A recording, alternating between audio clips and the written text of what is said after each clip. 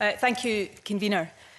The spotlight shone on historic workplace harassment in late 2017 was long overdue.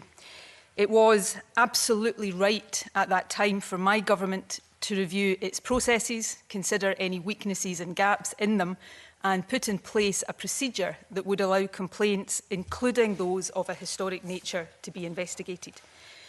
When complaints were made about Alex Salmond, it was also absolutely right that the government took them seriously and subjected them to investigation. An individual's profile, status, or connections should not result in complaints of this nature being ignored or swept under the carpet. That, in this case, it was a former First Minister, does not change that. The procedure that was adopted in late 2017 in the wake of the Me Too concerns was drafted by civil servants, largely independently of me. However, I was kept abreast of its development and I did sign it off. As a result of a mistake that was made, a very serious mistake in the investigation of the complaints against Alex Salmond, 2 women were failed and taxpayers' money was lost. I deeply regret that. Although I was not aware of the error at the time, I am the head of the Scottish Government, and so I want to take this opportunity to say sorry to the 2 women involved and to the wider public. I also accept without any reservation that my actions deserve to be scrutinised. 2 years ago, I volunteered for such scrutiny by referring matters relating to my contact with Alex Salmond to the Independent Advisor on the Ministerial Code, James Hamilton. Mr Hamilton is conducting an independent investigation and I await his findings. His investigation is not being conducted in public, though of course his conclusions will be published. As a result of that, he is able to hear and consider material that, because of a contempt of court order, this committee cannot, including, as I understand it, from people who were actually party to discussions that others who were not party to those discussions are seeking to attest to. Mr Hamilton has offered no commentary on his investigation, and nor will I. However, this committee and the public are entitled to hear from me directly on the matters under consideration. So today I will do my best to answer every question asked of me directly and in as much detail as I can.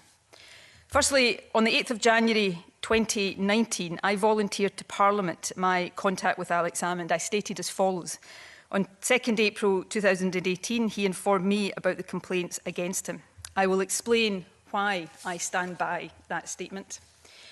Second, I will set out why I did not immediately record the April 2nd meeting within the Scottish Government, a decision based entirely on my desire to protect the independence and the confidentiality of the process.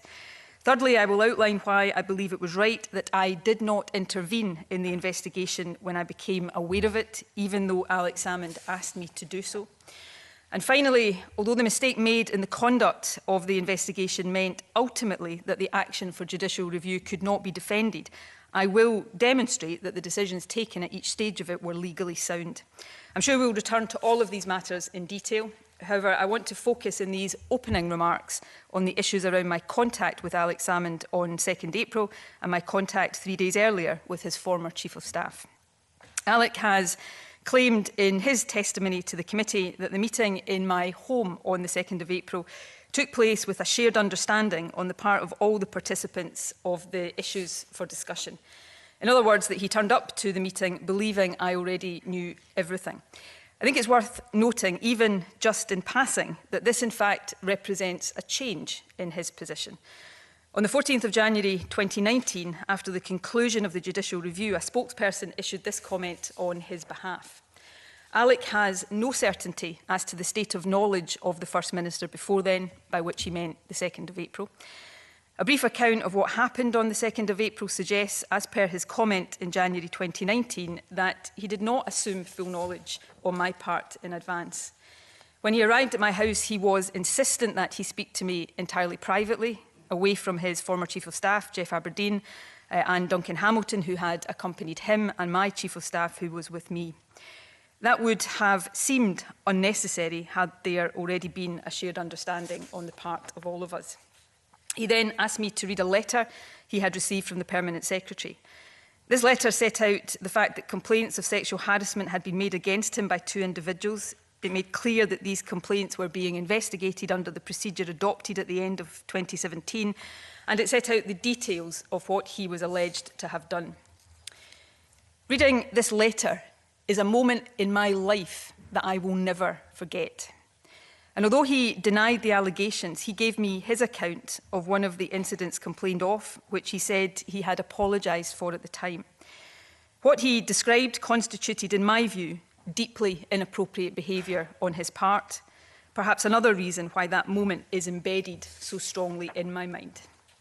At the time he was showing me the letter and outlining his account, Jeff and Duncan were doing the same with my Chief of Staff. Again, this would seem unnecessary had she and I known everything in advance. Questions have been raised about a conversation I had 3 days earlier on 29th March 2018 with Jeff Aberdeen and another individual. I've not seen Mr Aberdeen's own account of that conversation. However, I obviously know the account Mr Salmond has given of the meeting, although he also said on Friday that he had not been given a readout of it. Let me say up front that I have no wish to question the sincerity of Jeff's recollection. Jeff Aberdeen is somebody I remain extremely fond of. But it is clear that my recollection is different and that I did not and do not attach the same significance to that discussion that he has.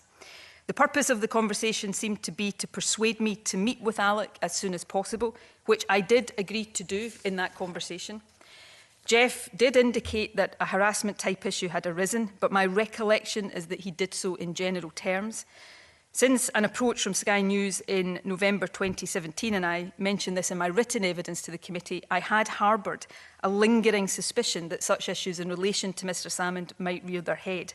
So hearing of a potential issue would not have been in itself a massive shock. What I recall most strongly about the conversation is how worried Jeff seemed to be about Alec's welfare and state of mind, which, as a friend, concerned me. He also said he thought Alec might be considering resigning his party membership. It was these factors that led me to agree to meet him, and it was these factors that placed the meeting on the 2nd of April firmly in the personal and party space. Not unreasonably, at all. Some people have asked how I could have forgotten the conversation on 29th March, and I certainly wish my memory of it was more vivid. But as I have stated, it was the detail of the complaints under the procedure that I was given on 2nd April that was significant and indeed shocking. That was the moment at which any suspicions I had or general awareness that there was a problem became actual and detailed knowledge. It's also worth saying that even if I had known on 29th March everything I learned on 2nd April, my actions wouldn't necessarily have been different. Given what I was told about the distress Alec was in and how it was suggested to me that he might be intending to handle matters, it is likely that I would still have agreed to meet him as a friend and as his party leader. And as I also set out in written evidence, my decision not to record the meeting on 2nd April immediately wasn't about the classification I gave it, not about it being a party rather than a government meeting. It was because I did not want to compromise the independence or the confidentiality of the process underway. All of which begs the question of why I would have gone to great lengths to conceal a conversation that had taken place a mere 3 days earlier. Let me turn now to my decision to not immediately report the contact. Sections 4.22 and 4.23 of the Ministerial Code seek to guard against undisclosed outside influence on decisions that ministers are involved in and likely to have an influence on, such as changes in policy or the awarding of contracts. This situation, as I saw it, was the opposite of that. The terms of the procedure excluded me from any investigation into a former minister. I had no role in the process and should not even have known that an investigation was underway. So in my judgment, the undue influence that Section 4 is designed to avoid would have been more likely to arise had those conducting the investigation been informed that I knew about it. I didn't want to take the risk that they might be influenced, even subconsciously, by any assumption of how I might want the matter handled. Their ability to do the job independently would be best protected by me saying nothing. It's also my reading of the code that had I reported it, the fact of my meeting with Alex Salmond would have had to be made public, potentially breaching the confidentiality of the process. It was for those reasons that I did not immediately record the 2nd April meeting or the subsequent phone call on 23rd April in which Mr Salmond wanted me to tell the Permanent Secretary that I knew about the investigation and persuade her to agree to mediation. It is worth noting that the Ministerial Code places a number of obligations on ministers, and respect for the impartiality of civil servants and the confidentiality of government business are also obligations imposed on me by the Code. My judgment on that changed when Alex Salmond made it clear to me that he was seriously considering legal action. I felt then that I had no choice but to inform the Permanent Secretary, which I did on 6 June 2018. I also confirmed to her that I had no intention of intervening in the process, and I did not intervene in the process. Mr Salmond's anger at me for this, I think, is evident, but intervening in a process that I was expressly excluded from and trying on behalf of a close associate to change the course it might take would have been an abuse of my role. The committee is also rightly interested in the judicial review, and the government has now published legal advice that informed the decisions we took. It's clear from that advice that while the government had very strong prospects of defending Mr Salmond's initial challenge, that changed over a 2-month period from late October to late December. The concerns raised by Council, caused by emerging evidence regarding the role of the investigating officer, undoubtedly caused me and others to pause to check if we should continue to defend the case. However, as late as December the 11th, the view of law officers following consultation with Council was as follows. Very clear that no question or need to drop the case. The Lord Advocate clear that even if prospects are not certain, it is important that our case is heard. Senior Counsel made clear that his note was not intended to convey that he didn't think we have a stateable case. They concluded that, including on the appointment of the investigating officer, and again I'm quoting, we have credible arguments to make across the petition. It was when that changed that the decision was taken to concede. In any legal challenge a government faces, there is a balance of risk. That risk cannot be eliminated, but the task of ministers is to consider carefully all of the advice we receive and consider the broader public interest.